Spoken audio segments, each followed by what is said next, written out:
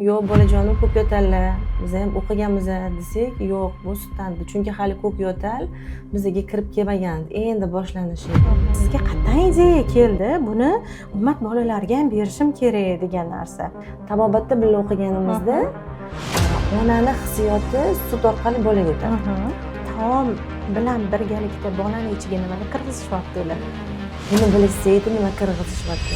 Assalomu alaykum bizani kuzatuvchilar, obunachilar. Bugun bizda juda ham bir sevimli eng yaxshi ko'rgan insonlarim ichida mehmonimiz borlar. Nargizaxon, meni qadrdonim, singlim deb bo'lgan inson va Bioimmunani brendini asoschisi va ularni bu sohaga kirib kelish tarixlari va bu sohaga kirib kelgandan keyin el yurt uchun qilayotgan xizmatlarini men juda ham qadrlayman va sizlar uchun ham bu qiziq bo'ladi deb ularni mehmonga chaqirganman. Xush kelibsiz Nargizaxon. Va alaykum assalom. Rahmat. Tashrif uchun alohida rahmat chaqirganingizga. Rahmat kattakon. Keling endi o'zingizni yaqindan tanishtirsangiz, Nargiza o'zi kimlar, Bioimmunni qanaqa tashkil topgani haqida ozgina bizani obunachilarga tanishtiruv bo'lsin. Ya'ni birinchi o'zimni tanishtirib beraman. Ismim Nargiza. 1992-yil Toshkentda tug'ilganman. Ota-onam ham toshkentlik. O'sha prezidentlarni uyini oldida turamiz, katta katta bo'lganmiz. Hozirda oilaliman, 3 ta Muhammadlarning onasiman. Qisqacha o'zim haqida. Bioimmunniga ochish qachon bo'lgan davrda Nargiza qanaqa yo'llarni bosib o'tdilar? Avvalambor birinchi meditsinaga juda ham qiziqardim. Meditsina yo'lida ketdik. Vaqtlar o'tdi, farzandli bo'ldik. 2018-yildan keyin men tabobatga qiziqishni boshladim. 10 son qarasam menga yo'qotdi. Tabiiylikni juda ham yaxshi ko'raman, bilasiz. Shu borasida 3 ta farzand ko'ta qildik, alhamdulillah. Keyin tabobatga qiziqishim yana ham ortdi. Bu borada uzoq ko'p joylarda o'qidik. Bular qatorida Uyg'ur tabobati, Tibet tabobati izlanib o'qiganimiz natijasida tabiblar assotsiatsiyasidan hattoki nomzod ham bo'ldik. Qaysi bolangizda nima ilmni o'rgandingiz va qo'lladingiz? Hozir men bilamanki, ummat bolajonlariga siz mahsulotlaringizni yedirsa, ichirsa, shunaqa immunitetlar ko'tariladi. Ayniqsa o'zim farzandlarimda ham, men buni kanallarimda, guruhlarimda ko'p aytganman. Yo'talayotgan bolaga, ismasi chiqayotgan bolaga sraz antibiotik bermanglar, Nargizani mahsulotlaridan olib beringlar deyman. Shuning uchun qanaqa qilib topdingiz bu mahsulotlarni? Menga qiziq. Aytadi, boshidan o'tgan tabib. Shu haq ekan, oxirgi farzandimda men farzand katta qilishda qiynalmaganman, lekin oxirgi farzandim betob bo'ldilar. Uzoq vaqt betob bo'lganlaridan keyin doktorlar ular meni ona sutidan deb bilishdi. Yo'q bolajonim ko'k yo'tallar, biz ham o'qiganmiz desak, yo'q bu sutandi, chunki hali ko'k yo'tal bizga kirib kelmagan, endi boshlanishi edi. Keyin sutimdan chiqarishdi. Men ham meditsinani bilaman, ham tabobatni bilaman. Smeslarning tarkibidan qo'rqqanligim sababli juda ham uzoq qiynaldim. Keyin baribir berishim kerak edi. Shunda echki sutli smes topdim. Lekin uni ham qidirsam, uni ham sostavida shu sun'iy narsalar ko'p ekan. Keyin bar bolajonimga o'shandan berdim. Keyin Robbim ilhomlantirdi. Shu echkini o'ziga giyoh bersam-chi dedim. Keyin Alloh rozi bo'lsin, turmush o'rtog'im qarshilik qilmadilar, yordam berdilar. Отдельный echki olib berdilar. O'shani tog'da boqdik. Shaharda ham boqmayman dedim. Chunki bola shudan qancha ozib, doktorlar hattoki umid qilmang katta bo'lganda deb aytdilar-da.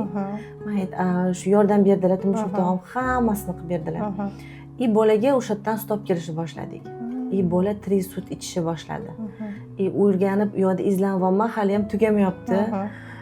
Keyin antibiotiklarni oxirini olgan bola. Keyin o'sishini ko'rib, alhamdulillah, hozirgi kunda baxtli bog'chaga chiqqanlar, o'shanda o'zlarini teng qurlarini bilanlar desam, ulardan 1 yosh kattalar bilan qo'yishgan.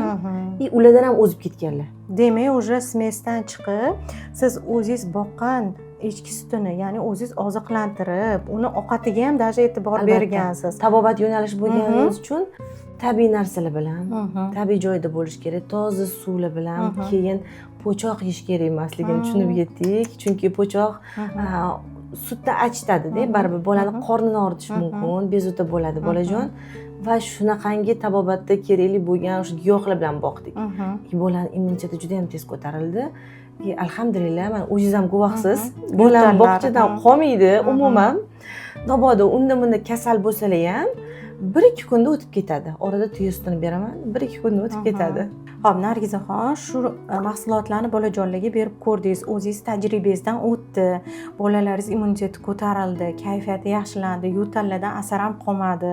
Bog'chalarga ham yugurib chiqib ketishdi. Keyin sizga qatdan ideya keldi, buni ummat bolalariga ham berishim kerak degan narsa. Shu haqida ham gapirib bering. Ha, buni ham aytib beraman. Biz echki boqishni boshlaganda Robbim baraka berdi, ular ko'payishni boshladi, ya'ni keyin uni atrof eshitganlar so'rashni boshladi. Ha, menga ham bering deyshdimi? Ha. Olib kelganda ularga ham berishni boshladik. Uni tarqatdim. Qarasam, odam ko'payyapti. Keyin bitta gruppa qiling deb bitta qarindoshim aytdilar, Alloh rozi bo'lsin. Ular keyin men qilish bilmayman, hattoki ochib berdilar. Shunchaki Telegram kanal. Keldi deganda hamma kelib olib ketadi, yoki chiqarib yuboraman. Shu bilan ko'payib ketdi. Hammadan bitta ichganda yoki 2 kun ichida hamma menga o'tib beryapti, srazu-da. Baraka toping, Alloh rozi bo'lsin. Bolam ichki emasdi, tabiiy ravishda ichki kelyapti. Yoki bolam qusardi, bolam qusmayapti. Bolam laktoza hazm qila olmasdi. Biz umuman sut mahsulotlarini bermasdik. Buni bitada hazm qildi. Nimaga deyshadi-da? O'zi ichki shunaqangi ichki sutida mo'tadillik borki, u ona sutiga o'xshaydi. Ona suti ham shunaqa issiq mo'tadillik. Ichki suti ham bitta ichki sutida shunaqa. Shuning uchun hadis va qur'onlarimizda ham bu shifo deb kelgan. Ko'p bolalarni bilsangiz, ichki suti, ya'ni semizsa hazm qila olmaydi. Laktoza hazm qila olmaydi. Sigir suti endi hozir meditsina tilida laktoza hazm qila olmaydi deb to'xtalgan, lekin o'zi mana tibbiyotda, tabobatda esa bu sovuq sutda. Sovuqlik bo'lgani uchun organizm hazm qilmaydi bolalarda. Yo ichi ketib qoladi, yo tashqariga otib yuboradi. Shu sabab echki suti mo'tadil. Onanikiga qozon o'xshaydi. demak, maza qilib qabul qilar ekan-da uni. Ya'ni buni shifo dedilar-ku. Shifo degani bu endi ozgina zarari bor organizmga bu shifo. Endi zarari yo'qni qanaqangi rivojlantiradi. Ham kalsiy, ham Hamma to'qimaligi, hamma taraflama. ichida hamma vitamin minerallar bor. Hattoki vitamin D3 to'yinganda shu darajada ichganingizda o'sha bolajonlarda vitamin D normada chiqadi. Bermasa ham bo'ladi. Vitamin D berishmaydi o'sha un bilan.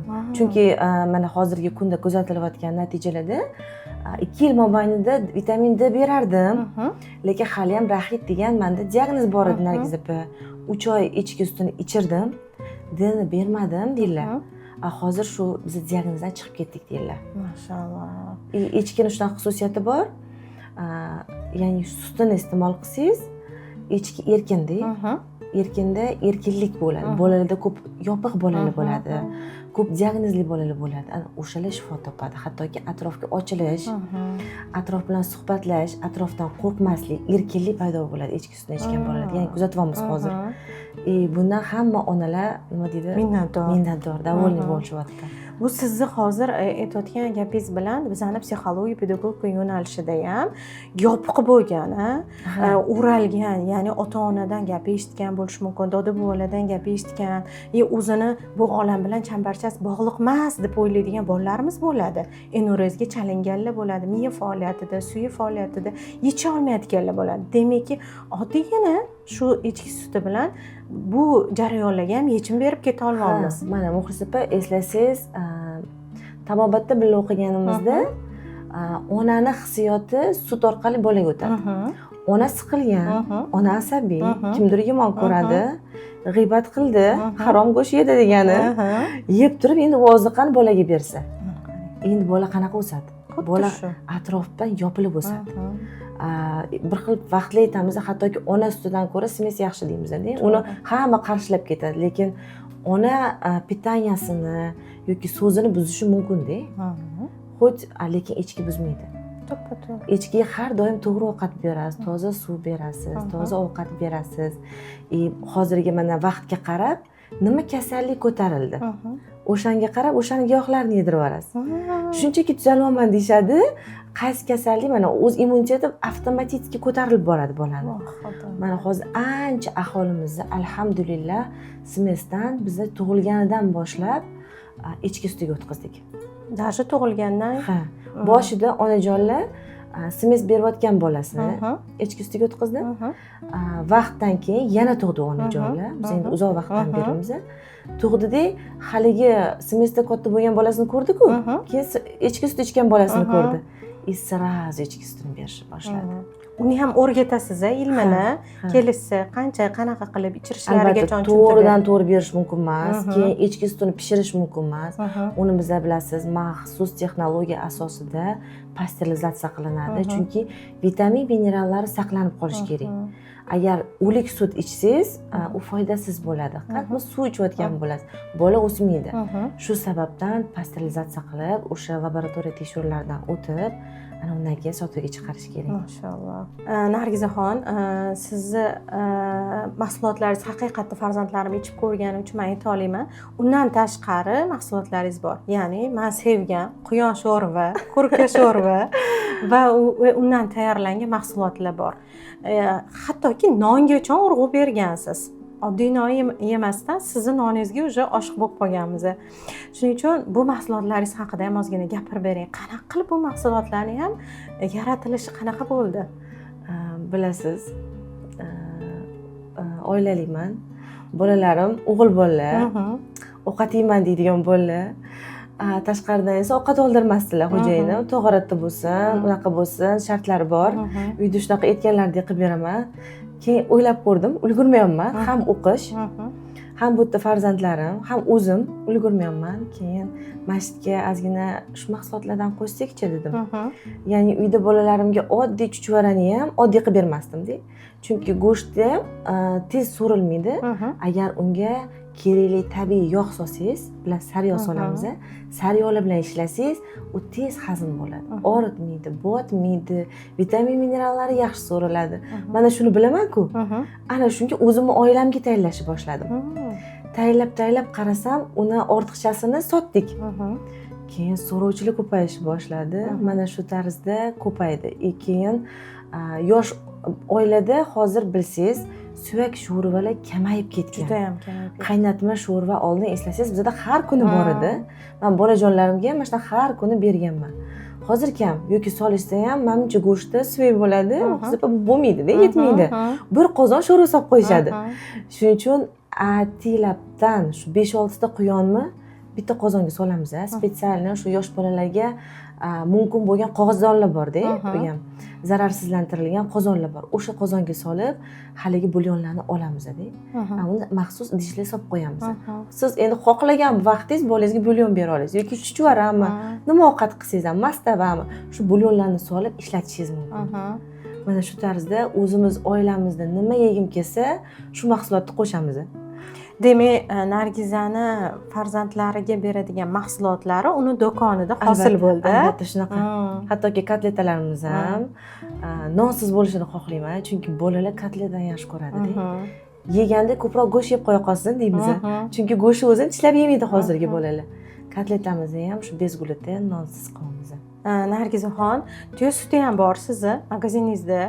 Hayron qolganman. Mana adamlar, katta insonlar tuya sutini joyida borib ichish kerak, bo'lmasa bo'lmaydi degan gaplarni eshitganman-da. Sizni magaziningizda tuya suti keladi, bir kunda talash bo'lib qolmay qoladi. Ulgursa ulgurdi, olgani, bo'lmasa zakaz berib qo'yamiz oldindan. Shu haqida ham ma'lumot bering. O'zi tuyani nimalarga foydalari juda ham ko'p ma'lumot bor ekan sizda, lekin ko'pchilik bilmaydi buni. Tuyani o'zi Qurg'onda juda ham ko'p yoritilgan. Mana shu sababdan izlanishlarda men mehrim tushib qoldi. Bolajonimda ko'p narsa toshdi, ya'ni shu chaqalog'im, eng kichkinamda ko'p antibiotik dorilardan keyin badan уже jigar filtr qila olmay qoldi. Уже ozgina doridan keyin уже narsa toshaveradigan bo'ldi. Bildimki, hamma narsani to'xtataman. Tuya sutiga o'tiramiz. Tuya sutidan keyin berdik, o'sha bomdod mahali berardim har kuni. Chunki undan keyin 2 soat mobaynida bola och qolishi kerak. Foydasi bor demak, foydasi bor. Boshqa narsa bilan qo'shilsa, sal hazmi sekinlashib qoladi. Mana shuning uchun u tirik sut-ku, o'shaning uchun ertalab berardim. Bomdodda 2 soatdan keyin boshqa narsalar yeyish mumkin. Keyin yana shu izlanishga tushdik. Tuya suti ham shu cho'lda o'zi xohlagan o'sha yantoqlarini yeb katta bo'lish kerak. Mana shu sharoit Alloh berdi. mana shu sutlarni odamlar ichyapti, keyin xalq tilida bor, tuya sutini borib joyida ichish kerak. Bu xalq tilida-da. Buni ham tekshirdik, hattoki yaxlatib qaytib ilitsangiz ham tarkib o'zgarmas ekan. Tekshirtirdingiz buni? Hammasini biz уже tajriba qildik. Xolodilnikka qo'yib 1 oy saqladim. Achimas ekan. Achigan sutni ham qayta ishlasangiz bo'lar ekan. Qumroq bo'ladimi? Yo'q, u achimaydi, chirimaydi. Shu xususiyati bor, chirimaydi tuya sut. Lekin uni qumroq qilsangiz bo'ladi. Hattoki sahrlarda juda ham kimlardir chet elga ketadi yoki kimlardir icha olmaydi. O'shalarga qurtini ham o'ylab chiqardik. Bu ham qattan bo'ldi. O'zi ivimas ekan. Biz ivitishga rosa harakat qildik. Bo'lmadi. O'zbekiston bo'yicha hech kim qila olmagan ekan. Keyin unga echki sutini qo'shib turib ivitdik. Ana shu natijasida qurtini olamiz hozirgi kunda. Qurtni qo'liga berib qo'ying, maza qilib pishimsin deydigan gapingiz bor. Yaxshi ko'raman. Kichkinagina endi tish chiqayotgan bolachaga berib qo'ying, xullas mana shu qurtdan maza qilinglar deysiz-ku. Ana shu haqida ma'lumot bering. Albatta, bu qurtni asosan ko'plar gemoglobinni tushiradi deb o'ylashadi. Lekin toza qurt gemoglobinni tushirmaydi, aksincha. Bu tirik qurt bo'lgani uchun, bu ham pasteurizatsiyalangan qurt. Buni ham o'ldirmaganmiz, yoki tvorog qilib olmaganmiz, spetsialni bolalar uchun hamma narsa. Qurtda kalsiy, vitamin D baland bo'lgani uchun ona nazorati ostida bolaga berish mumkin. Foydali. Ayniqsa bola ovqat hazm qilmaydigan, ishtahasi past yoki ovqat tanlab yeydigan bolalar bo'ladi-ku, ana o'shalar ovqatiga hech bo'lmasa bundoq maydalab turib sevfor yeladingiz, o'shanda ovqati tez, yengil hazm bo'ladi. Ishtahasi ochiladi.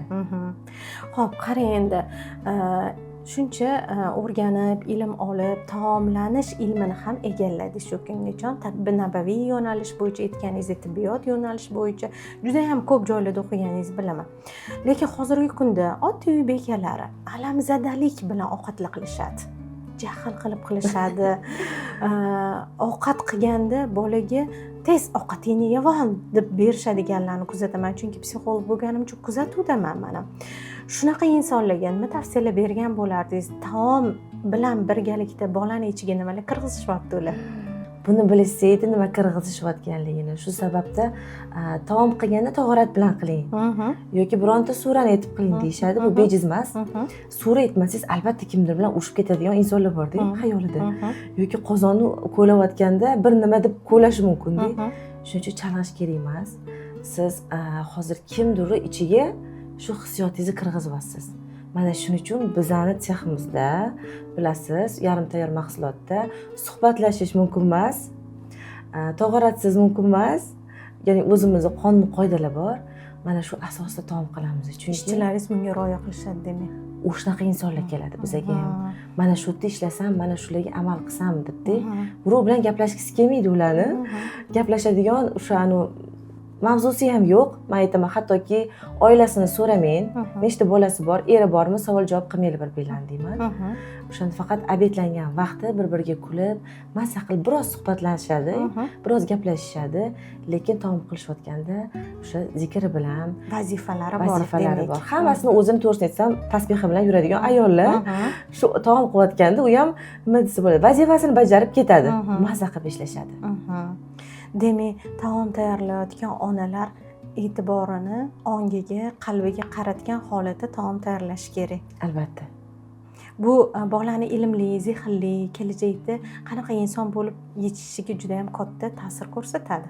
Ayniqsa shu balog'at yoshi deyshadi-ku. Ana o'sha balog'at yoshida bola yedirgan, ichirgan deganda faqat bu taom emas-da. So'z yedirib ichirishingiz mumkin, sizni xulqingiz, boshqa narsalarni yedirib ichirasiz bolaga. O'sha yoshda ko'rsatishi boshlaydi. Mana shu yerda siz namoyon bo'ladi hammasi. Lekin u yerda yana siz boladan shikoyat qilasiz. Nega bunaqa bolam bunaqa bo'lib qoldi, aytganimni qilmayapti deyshadi. Albatta. Asosan bu o'zi oynamiz. Har bir musulmonga oyna bo'lganidek, bolangiz ham sizni oynangiz. Keling shu joyda obunachilarimiz uchun tavsiya berib keting. Farqi yo'q. Kimdir homiladordir, kimdir chaqalog'i bordir, kimdir balog'at yoshidagi bolajonlari bordir. Nima tavsiya berasiz ularga bolalarini shunaqangi ilmli bo'lib, xotirjamlikda, chiroyli katta bo'lishlari uchun? Birinchi navbatda albatta hozir katta qilayotgan avlodga ancha ishlashlari kerak ustlarida. Lekin homilador ayollar ayni vaqtda ular taomlariga juda ehtiyot bo'lsinlar. Hech nima qilmaydi-yu deydilar. Lekin ichga tushgandan keyin jarayon hammasi shu yerda boshlanadi. Ta'm bilish og'iz bilan tomoqdan o'tgunga qadar. Shira ham, achchiq ham, ana undan keyin bu yoqda ish boshlanadi. Yo rahmat etadi ichingiz, yo boshqa narsa. Ya'ni shuning uchun taomlariga ehtiyot bo'lsinlar. Chunki ular kelajakda shunaqangi bir niyat qilganlar har bir inson. Olim, avliyo, valilarni dunyoga keltiray deb niyat qilishadi. Shunaqa inson keltirmoqchimanlar. O'sha doim tahoratlarini ushasinlar. Shukr qilsinlar. Lekin ko'pchilik aytadi, shukr qilish oson emas-da. Oson emas. Avval shukr qilishdan oldin nolash ham kerak-da. Nolab chiqarib yuborish kerak. Lekin voy maza qildim, yengil topdim deb alhamdulillah deb aytish kerak. Chunki ichingizda turgan narsa og'riyotgan bo'lsa, og'ruvga shukr qila olmaysiz-da. Ichingizdan chiqarib yuborib, o'zingiz o'tirib olib, gapirib ana aytadi-ku, joyim ostiga borib, dardimni aytdim. Chiqarib olib, voy, endi shukr deya oladi-da. Bizning psixologiya tilida aytilinadi, alam nafrat xati yozib yuboring. Yozing, yozganingizdan keyin hammasi uchun roziman deb tugating deyiladi. Sizda mana bunaqa yo'nalishda qarang. Bu endi islomda shunaqa, o'zingiz ham bilasiz. Ichingizdan tor chiqarmaguncha bo'lmaydi. Lekin onajonlar vitamin minerallarini to'g'ri saqlasalar, balans saqlasalar, haligi insonni gapi sizga na og'ir botadi, na xafa qiladi. Uni bilasizda, jahli chiqyaptimi? Kalsiy yetmayapti-ku deysiz. Hamma narsadan jizakimi? Yo'q, yetmayotganidan-da. U insonda ayb yo'q. Ruhiyatida tushkunlik bo'lyaptimi? Sink yetmayapti deymiz. Yuragi siqilyaptimi? Magniy yetmayapti deymiz. O'shaning uchun taomnomasini to'g'ri qilsa, hamma kalsiy minerali joyida bo'ladi. Demak, faqat onalarga yo bolalarga emas, butun bir oilaga sizni bioimmun mahsulotlari shifoli bo'lib, ham ruhiyatni, ham kayfiyatni, ham tanani tuzalishi uchun albatta hissa qo'shayotgan ekansiz. Shu sababli har kuni hammadan otizlar. Mana mana joyi maza ekan. O'xlasa hamma duo qiladi. Dag'im qaynonam to'xting, gapi bor sizda deydi-da. Ertalabda telefon qiladiganlar ham bor. Mana shunaqa bo'ldi deb. Ko'p diagnozli bolalar, juda ko'p. Mana shular hozirgi kunda lecheniya olib o'zgarmagan bolalar mana shu mahsulotdan keyin o'zgargani uchun men alhamdulillah sababchi bo'layotganimiz uchun Xudoga shukrlar qilamiz. Mashalloh. Chunki bu jonimin bir gaplari bor. Yeyotgan taoming ichingga nur bo'lib kirsin derdilar-da. O'sha paytda kichkina edik, bilmasdik. Nur bo'lib qanaqa qilib kirar ekan? Buni yeyapmiz, ovqat-ku derdik. Sizdagi hozir bioimmun mahsulotlarda men nur ko'ryapman. Yegan odam haqiqatda ham qalban, ham ruhan, ham tana holatida tetiklikni sezib, asl holatida o'zi sog'lom edik. Lekin dunyo tashvishlari, hayotiy bir jarayonlar bilan nimadirlarga xafagarchiliklar bilan o'zimizni aslida qiynab qo'yganligimizni va uni yechimi borligini tushunib oldik. Yechimi yo ruhiyatdan qaraysiz, yo meditsinadan qaraysiz, yoki mana siz psixologiyadan qarab berishingiz mumkin. Yo'llar bor. Tanlash sizda. Tuzalmoqchi bo'lgan insonni o'sha oldida tanlovlari bor. Albatta. Xohla taom bilan, xohla sport bilan, xohla ruhiyat, xohla kayfiyat, lekin izlanishda bo'l.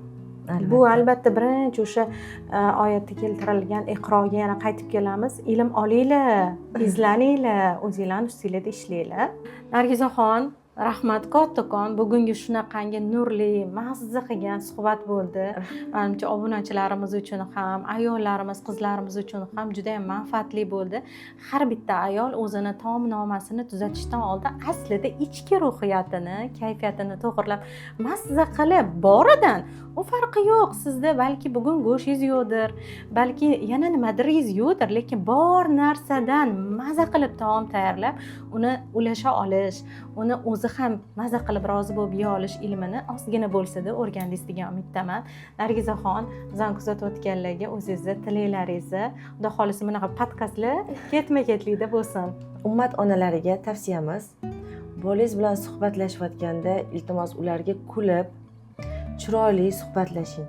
Chunki o'zingiz tengdoshingiz, o'rtog'ingiz, onangiz yo boshqalar bilan kulib gaplashasiz, bolangizga doim jim o'tir, tegma, oma, unda yuz holatingiz o'zgaradi. bolangiz sizni hech qachon eslaganda tabassum bilan eslamaydi.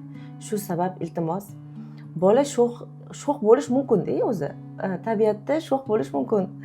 Hozir yangi ilmlar darajasida bu mumkin emas, lekin mumkin sho'x bo'lish. Shu tarzda bolalarga chiroyli muomala qilinglar. Atrofingizga ham chiroyli muomala qilinglar. Sabr qilinglar muomalasiga. Doim izlanishda bo'linglar, o'qinglar, o'zinglarning ustingizda ishlanglar. Rahmat kattakon kelganingiz uchun, tashrifingiz uchun. Joningiz sog' bo'lsin. Bioimmun jamoasiga ham, sizga ham bu ilm yo'lidagi qotgan mehnatlaringiz rohatini Alloh ikki dunyoda ham mukofotlasin deymiz. Yana mahsulotlaringizga shunaqangi talabgorlik ko'payaversin. Sizni mahsulotlaringizni yeb, insonlar shifo topib, sog'lom bo'lib yashayversin. Amin. Xush kelibsiz. Rahmat kattakon. Hurmatli obunachilarimiz, bizani kuzatayotganlar, yana shunaqa podkastlarimizda ko'p bo'lishini istasanglar, o'zingizlarning fikringizni, mulohazalaringizni, balki ichingizdan tug'ilgan savollaringizni yozib qoldiringlar. Nargizaxonga o'xshagan insonlarni yana kimlarni taklif qilishimizni yoki Nargizaxonni o'zlari bilan yana qaysi mavzularni yoritib berishimizni istayotgan bo'lsanglar, sizlardan kelayotgan har bitta so'zni, har bitta savolni o'qib javob berishga harakat qilamiz va yana siz uchun biz izlanishdamiz. Rahmat kattakon, har bitta ketkazgan vaqtingiz ilm bo'lib sizga joylashsin. Vassalomu alaykum va rahmatullohi va barakatuh.